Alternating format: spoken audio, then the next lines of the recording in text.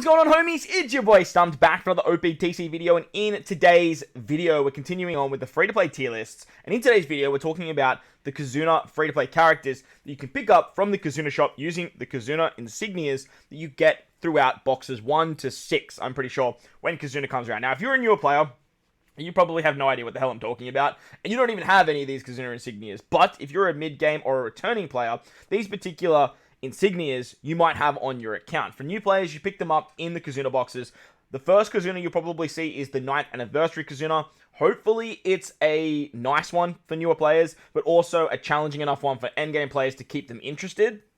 But basically what these Insignias do, they help you pick up older characters that came out for KIZUNA, older skulls for 6+, and other items from the KIZUNA shop. Now, if you're a new player, there's going to be a lot to talk about in this video, and honestly, there's going to be a lot of characters that just, don't even make the list, because, as I mentioned, a lot of the legends have 6+, and this is a shop where you actually get their skulls. So, we might actually look at adding the skulls onto the tier list for you guys, because some of those skulls will probably outweigh getting some of these characters. But we'll touch on that once we dive into the video. If you enjoyed the video, belt the like button for me. If you're new to the channel, hit the big red subscribe button. Before I do dive into the tier list, so with the characters, I would highly recommend just picking up these characters when you need them, including the skulls for the 6+. When you need the characters or want to use the characters for a particular piece of content, that is the best time to grab a character in the entire game. Whether we're talking KIZUNA, treasure map, free-to-play arenas, summonable units, rare recruits, any of that stuff,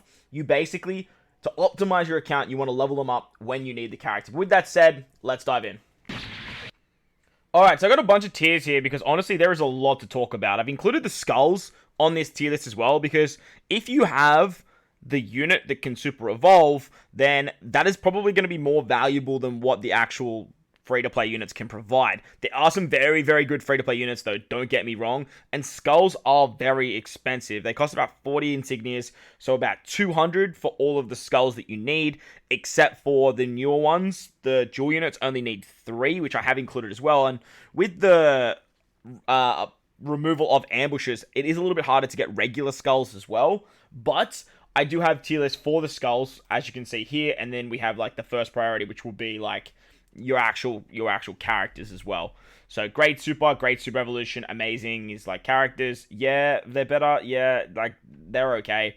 Not bad, cool, and then don't bother. As you can see though, there is a lot to talk about. Now, I'm going to whisk through most of these because a lot of these characters that have super evolutions, I've done showcases on the channel, so make sure to go check them out. And as for the other characters per se, I'm only going to really touch on them if they're super, super good. So, we're going to kick it off with the very first KIZUNA character, the one that took 9 months to complete. Don't even bother. This Zoro Sanji, don't bother. You have to pick up 10 copies, which cost 1 insignia, and then you have to pick up a bunch of their limit break materials. It's not worth your time. Just don't bother. Next, we've got Boa. She's a chain locker. As you guys know, chain lockers are pretty much dead in today's meta because chain boundary and chain boost is just so prevalent. So Boa, she just not good. As for this Sabo's pretty cool, man. I like him because he works well with 6+ Ace and the free-to-play Halloween Luffy, but you need those other 2 characters to make this guy good, and even still, he's the weakest of the 2, so he's cool because I like that, but it's not something I prioritize. Next, you've got Marco and Ace. Marco and Ace, they're not bad. For strength-based teams, they're pretty good. But, again, they're very expensive, just like this dual unit here, because you need a lot of materials and 10 copies of the character. So, I wouldn't prioritize them, but they're still good. They're not bad. Koala, don't bother. She's got a good support, if I remember correctly. She gives you a conditional boost. And she works great on the limited rare recruit Bello Betty. So, for that reason, she's probably cool. But, I wouldn't prioritize her. Big Mom's not bad. She can remove beneficial effects, and then she's a color affinity and attack booster. But anything around this sort of tier, like not bad and below, I wouldn't prioritize. Next, you got Carrot.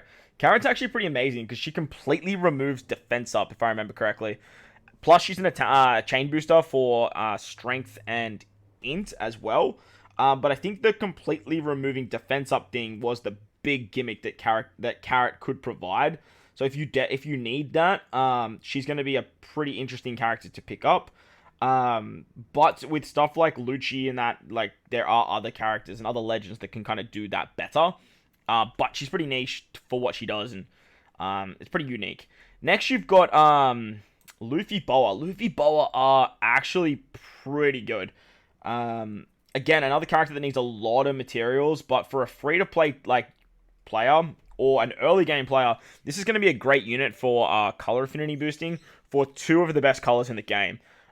They should be a first priority when it comes to actual units, because like they're exceptional. They're exceptional. Plus, it's the Luffy unit, so you can get a lot of good supports there. The downside is it's a Luffy unit, so you do restrict yourself with a lot of other Luffys. They're probably going to be at the back end of this first priority because they need a lot of limit break materials as well, where these other characters, like, they just don't. This Kaido, don't bother. He's bad. He's just bad. This Buggy definitely dropped off a lot since I last did a tier list like this. Great for free spirit teams, got great utility and great orb manipulation. Free Spirit is so good though that I'm tempted to put him in first priority, especially if you are looking for someone on a Free Spirit team that can give you that great utility. He does paralysis removal if I remember correctly. Plus he can rotate orbs, and around this Buggy time is the first time you really don't need to pick up particular limit break materials for the character. You can actually just use your own. He does bind and despair as well as rotating all slots into like matching. So very good free to play character for free spirit builds. Next we've got the combination of who's that? Akainu and Borsalino. Akainu Borsalino honestly, like, on paper seem really good, but like they're just not bad. Like they're not bad. They got a great switch ability, which is like makes them really, really good. But yeah, Kid's fantastic. He's a quality of life unit. So I'd put him towards the back end. But like, if you don't need anything else and you just like really want to start getting through content quickly and beating some of that early game content, running stuff like Buggy, the Legend Buggy, this Kid is exceptional for those particular teams. So have a think about him if you are thinking about picking up a speed unit. Next, we've got Hawkins. Hawkins is not bad. He has the ability to completely nullify damage from Int. I can't remember what other color he does, but that was basically all he really does besides paralysis removal. So he's not bad. Like, he's not a bad unit, but not something that I would prioritize per se. Capone's actually pretty good. He's actually amazing. He makes he turns all your orbs into unfavorable, but then he does a whole bunch of different stuff depending on what your captain is. I think it's driven and shooter, and he can give you an attack boost if I remember correctly. On paper, this unit seemed like a big old Y, but he rotates block orbs into unfavorable slots and then locks them, and then makes whatever like captain slot you have, he makes that orb matching. So if you run like a full dex team, he makes strength orbs matching, and then you have a full team that has a full board of orbs. Plus he doubles the crew's attack depending on the total of HP healed. So you can do a 3-turn, 2 times attack boost if you heal over 20,000. So he's an interesting character. He's actually pretty good, and you can do some pretty cool stuff with him. But again, not a character I prioritize. Probably put him towards the back end here. Maybe in not bad. As for Nami and Robin are actually really good. They give you 1 turn of cooldown. They do paralysis removal by 6 turns, which is massive. And they're an orb booster. Very, very good unit. They have a sailor that removes paralysis as well. They're Nami, Robin. I'd definitely pick them up. This king's cool, but only because he's good in PvP. And people are going to be like, yo, Stump, he ain't good in PvP. But you try this guy as a Nuko for a free-to-play option on the quick team, which has a lot of very good free-to-play characters. For newer players, like, this can be a unit that definitely goes on PvP. And as like I've started a new account, PvP, finding like good synergy units is actually fairly challenging. So it's a bit of a yikes. Next we've got Doflamingo. Shout out to my boy Tony. I know he loves this unit, but he's bad. Just don't pick him up. Katakuri's actually, he's fairly amazing. He does 3 turns of a chain lock. Whilst, yes, I downplayed Ball because of that, 3 turns of a chain lock is exceptional compared to a 1-turn chain lock. He also does utility as well. I think he removes paralysis, if I remember correctly. And I think he does something else in terms of block orb manipulation. Next, we've got the Kuja Pirates. Here we go. Now we're talking. Now we are talking. This is one of the units you want to super evolve now. These 5+ units have a 5-star version that you pick up. And then you got to pick up the skulls to super evolve the unit. Definitely super evolve this character. You have a guaranteed delay conditional with this character. An attack boost, rainbow attack boost. And I'm pretty sure there's some utility in there as well. Very, very good character. Very powerful character. And one that I would definitely prioritize in terms of picking up. Next, we've got the 5+ Jack. He's another super evolve now. He's very good, but nowhere near as good as what this Kuja pirates provide. Very good utility. I think he does bind and attack down removal. It's attack down and something. Plus he's a color affinity booster to Driven and Powerhouse. Very, very good. Ivankov is actually like really good. 2 times attack boost, and he's a free spirit character. He can remove what do you remove? I know you have utility. Oh, it's block orb manipulation, that's right. You rotate block orbs and you do fixed damage. Plus you remove damage reduction and resilience. Free Spirit and Cerebrals get 2 times attack as well. So very, very good character. Like a very good character. Honestly, I'm going to put Jack down here. I think Jack is a great super evolution, but nowhere near as good as what the Kuja Pirates are. This Rebecca, don't bother. The Don Creek Pirates, they're interesting. They remove bind and they make unfavorable orbs treated as normal orbs. That can be good, but like there's very rare instances where you need that. So yeah, look, they got better with their 5+, but like they're just better. Next, you've got Blackbeard. Blackbeard's a super evolve now. He's on an exceptionally high cooldown, but what he does, special bind removal, conditional boost against defense down, and completely removing one of the enemy's beneficial effects. Like he's a super cool super evolution, like a super cool. Next, we've got Chopper. Chopper's amazing. I wouldn't think he's first priority, but he's got some really, really good utility in his kit. And you can chuck him on a bunch of different teams. Honestly, I'm actually going to put him in first priority and bring Buggy down, because I feel like the Chopper goes on more teams than what Buggy provides. And he does more utility. However, the block orb manipulation of Buggy is actually pretty good. Chopper does like everything though. And he's like 5-turn bind, paralysis, attack down, poison remover, color affinity booster, healer. He has a great support too that goes on any of the minks that can completely remove poison. So there's that as well. Chopper's really, really good. I think swapping them is quite nice. Buggy's amazing, but I don't know if he's like a first priority anymore. Orochi's very similar to Don Krieg. He got better with his 5+, but like how much better? Yeah. Miguel and Hannibal, they're not bad. No, they're not bad. They remove defense up and I think attack down. Plus they also poison, and I think they're conditional against poison, but they're nothing too flash. Next we've got Luffy. Luffy's a great super. I don't think he's like a super evolved right now. Downside to this unit is he's a Luffy. He becomes your captain, which is cool. You can help you get around those mechanics.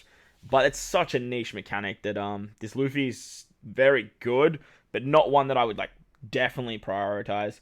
Shanks though, Shanks definitely is. And look, I might be a bit biased here, but this character's really good. He gives you a chain boundary, as well as removing 6 turns of paralysis. He removes resilience, and I think he removes something else. Threshold. He removes threshold as well. 6 turns of it too, which is very, very valuable. Super evolve him now. He's very, very good. And he's got a great support for Uta. So if you have the legend Uta, you definitely want him. Next, we've got Brook. Brook's a great super.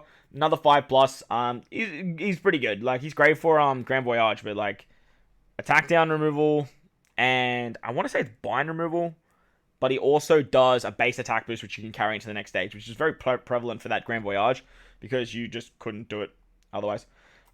Roger is a super evolve now. This was probably the best free-to-play character in the game until the 5+ Luffy came out. I think I would do it like this too, by the way.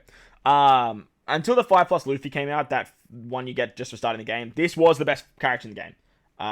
Removes bind and defense up, has double special activation, gives you base attacks, you can extend base attacks.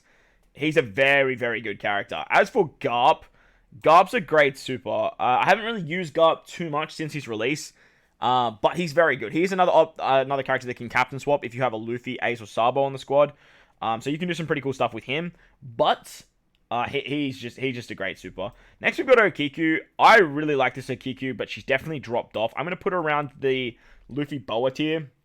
She can remove bind, and I think she removes paralysis. Plus she has double special activation. She gives you damage reduction, and she gives you a cooldown. Very, very good for new players. A character I definitely pick up because she's going to help you when damage reduction is actually prevalent. Once you get towards mid-late game and very late game, like damage reduction is just whatever. But the fact that you can actually get an attack boost with damage reduction now makes his character a little bit more viable as well. Next, we've got the 5+ Dofi. Look, he got better, but like, yeah. You have to have like a driven captain, and he's sort of built for sugar, 3 turns base attack. He's probably at the back end here of like great super, but he's pretty niche. Like he's a pretty niche character. I would want to put him somewhere between like here and here, but I think he's just more at the top end of better. Moving on to the 6+s now, we'll definitely get onto them, but there are some other characters down here that I do want to talk about before we do that.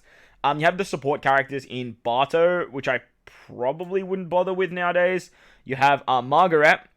Margaret's not bad. You get a matching orb on the final stage. And then you have Perispero, which is definitely a first priority support. Locks orbs for, I want to say it's driven characters with this Perispero. It might be strikers, though. There's a treasure map one, and then there's this. Oh, it's cerebral. Locks cerebral characters orbs. Definitely a pickup. Very, very good whenever they use a special. Shirahoshi, she's pretty amazing. Great for int and psi teams. Gives you an orb boost for those characters and makes the orbs is it their type orbs matching? I'm pretty sure it's all the type orbs. Then we've got this Moria. This Moria was really good, and I definitely undersold him last time. But nowadays, I just think he's not bad. Magellan's cool. You can get like a conditional boost, a very low conditional boost for multiple turns, but that's about it. Brook, though. Brook is really good. Brook's a first priority. I love this character. I think this character is fantastic. He has some great utility, 6 turns of utility, as well as being an attack and an orb booster for Psi and like free spirit teams. Great for those Mugiwara 56 Straw Hats. Finally, we've got Zoro, Juro, and Sanji. Definitely a like priority unit. Very, very good. They give chain boundary. They give additional damage taken. Like they're a fantastic offensive unit. And then finally, we've got Odin. Odin's look, I don't honestly, I'm gonna put him in like, yeah, he got better. Like he came out alongside Roger, but like Roger just completely outshone him, kind of like the actual release when they first released in the game. So he got better, but like, look, yeah. So like that's the characters that you can get from the shop at the moment.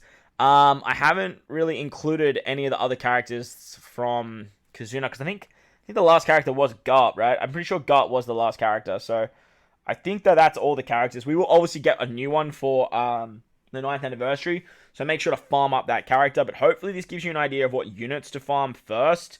But, as I mentioned at the start of the video, we have a bunch of skulls that you guys can pick up from the shop to super evolve your legends. Now, if you pick up any of these legends, I'm going to rank these skulls where I think you should use them if you have the character, because 6+s are very valuable, but alongside 6+s, they got level limit breaks, and level limit break 6+s, they go hand in hand, and some are better than others, but we are going to touch on what I think as a new player to a mid-game player should prioritize when it comes to these skulls. So, Halloween Ace.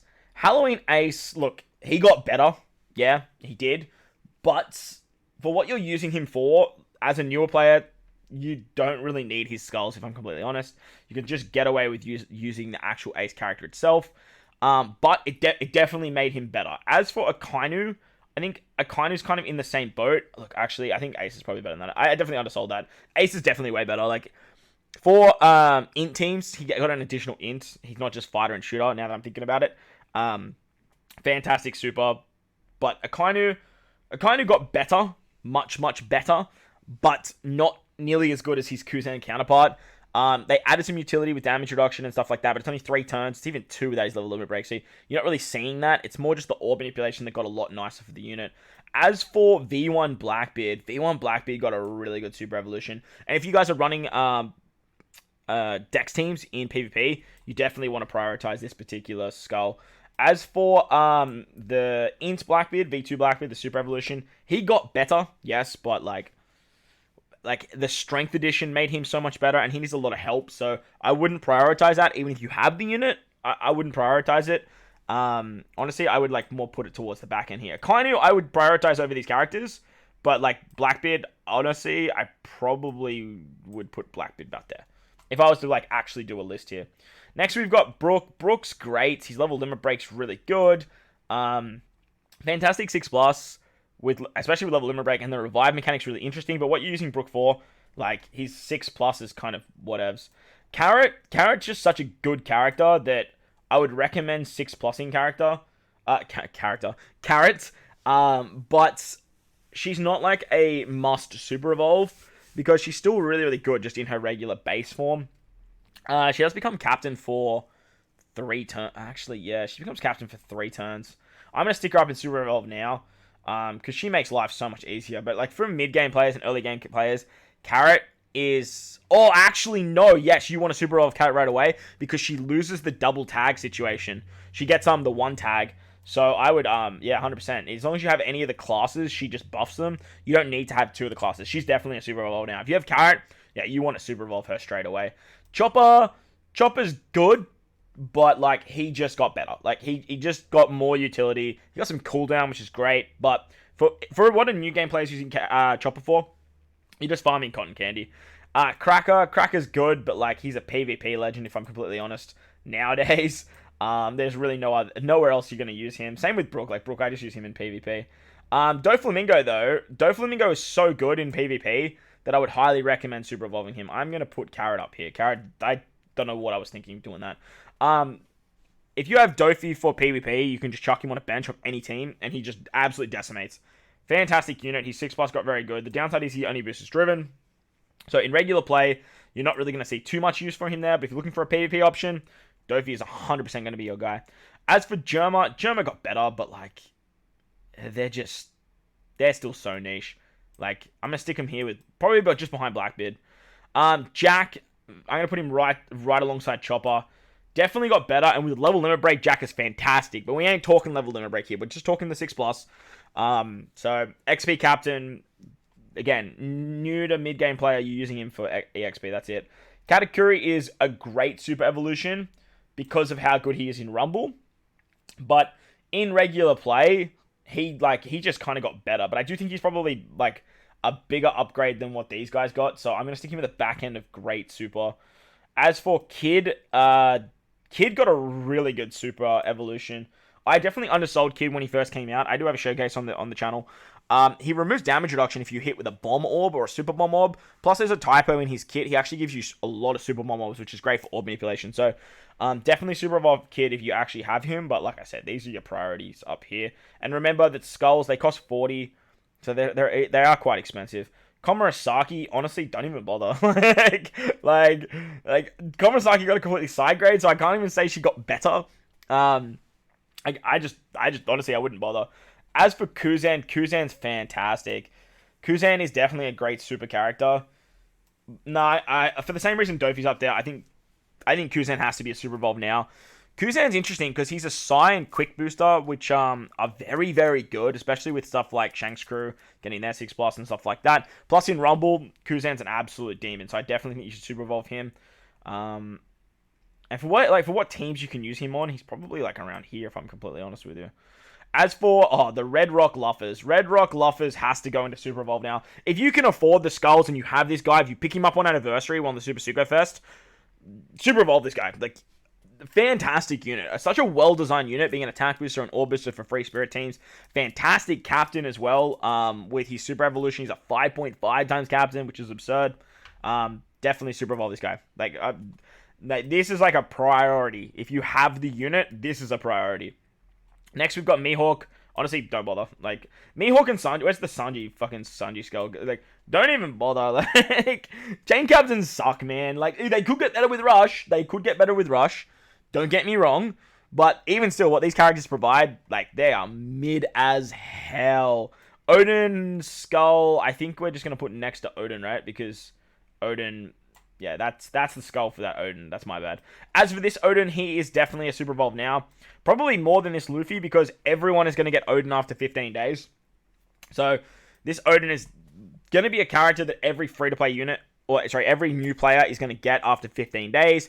And then you can easily pick up the skulls here to Super Evolve him. However, if you end up getting Luffers from the Anniversary, I would prioritize him over what Odin can provide. Odin's really good for Rumble too, though, and slashes. There's a lot of very good slashes you can pick up for that team as well. Onami, look, she got better, but like, she didn't get that much better. Yeah, it was a bit of a shame with that Onami. She's a good captain, but like she's very intricate. So mid game, early game players probably never going to use her for that. Her support is great, but that didn't change from what the 6-star was, and what you're kind of using her for is kind of whatever. Pudding. Pudding's definitely. I'm gonna stick Pudding around here. I really like the 6+ of Pudding because she gives utility, and I love using like cooldown units. She's on such a low cooldown, and you can get like 2 turns of Bind and Despair, as well as then 4 turns if you use her double special. But she just works great alongside some other supports, especially for early to mid game players. Like this unit as a 6+ is going to be very, very handy. Next, we've got the Beast himself. He's another character that if you pick up on Anniversary, you need to 6+ him. Roger's so good. Plus, if you're watching this like after Anniversary and you're summoning on the free-to-play banner, that the starting banner, and you go do the 10 multis, you're gonna get Roger. So he's kind of like Odin. You could actually get Roger way before Odin, so he's definitely going to be a prioritize. I would definitely prioritize him over Luffers as well. Next, we've got Dex Sabo. Dex Sabo did get better, but like he didn't get that much better for your 6+. His level limit break is great though. Strength Sabo, I'm going to stick him right next to this Sabo. I think they're probably on the same wavelength. This Sabo went from Strength to Psi, and I definitely think he got better. So I'm going to stick him up here, but he was a side grade. Next, we've got Shiki. Shiki is a great super, like a really, really good super. Great orb manipulation, great utility, fantastic utility, and he's an orb boost for 3 colors. So any character that can rotate block orbs and can give you an orb boost is always very high in my books. I don't think he's a super evolved now character. Really good in Rumble, but not like a Dofi and a Kuzen in Rumble kind of situation. But for regular play, honestly, like, no, I have to put him up like here, to be honest. Like, he's so freaking good. Sugar, look, Sugar got better, but without level limit break, Sugar is not good. So I'm going to stick her in. She got better because she definitely did, but like, you really need that level limit break for this character to shine. Uta, free-to-play Uta.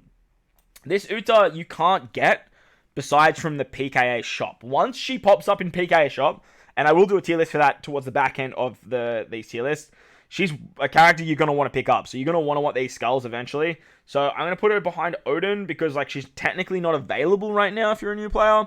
But she will be. And when she is, you can definitely super evolve her then. Next, we've got the Uta combinations. I'm going to stick the Uta combinations with this Uta. Basically, if you have one Uta, you need the other Utas. Because when you pull Uta, she's a 6-star, then she becomes a 6+, which is Top Musica, and then you super evolve Top Musica into the Resurrection Uta, which is actually a quick unit. So, if you have Uta, and you're going to 6+ her, then I would definitely, like, pick up these skulls.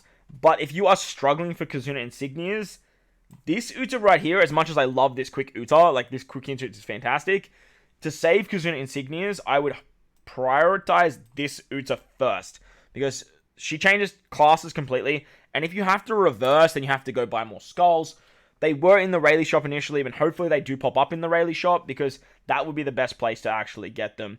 Next, we've got Yamato. Same situation here with Yamato. I'm going to stick Yamato just behind Odin, because having to chop and change between the two Yamatos is very annoying, and if you are a newer player that doesn't have all the skulls, if you do pick up multiple copies of these like units here, you do want to try and keep 2 copies, just so you don't have to worry about picking up these skulls in the future.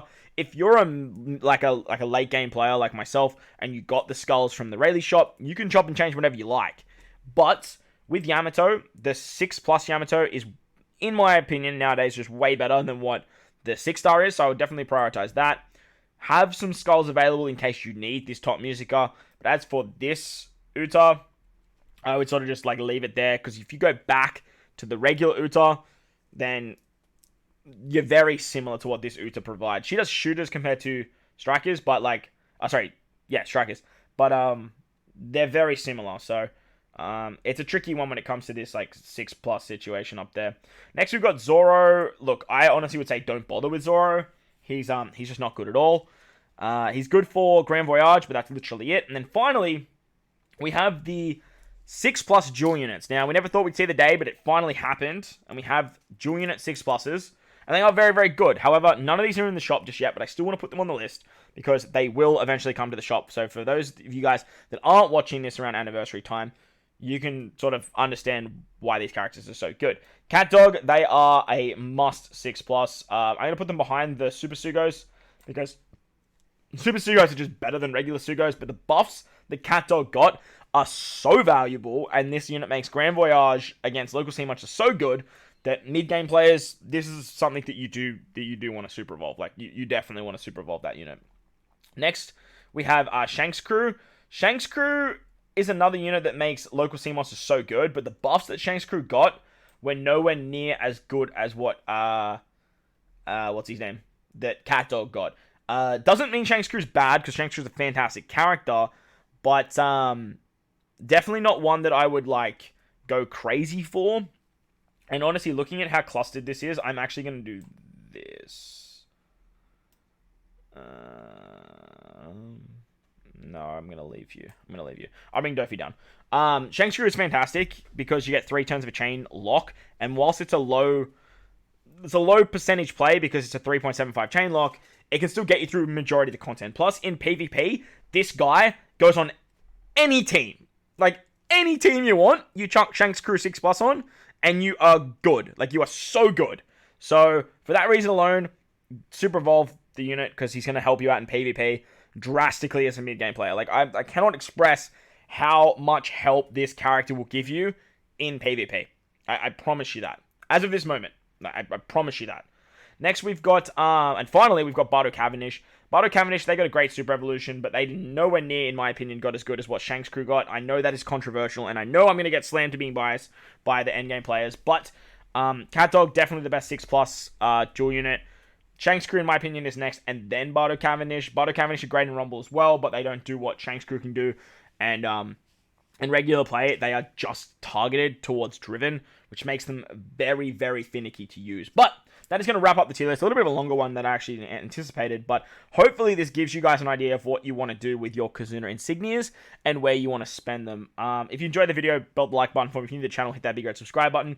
If you disagree with anything too, please let me know in the comment section below. And while you're down there, if you got this far in the video, I want to see hashtag Super Evolution in the comment section if you guys agree with some of the stuff as well. But make sure to belt the like button, hit the subscribe button, do all that good stuff. Most importantly, though, wherever you guys are in this beautiful world, please remember to enjoy the rest of your day. As always, homies, thank you for watching, and I will catch you all in the next one.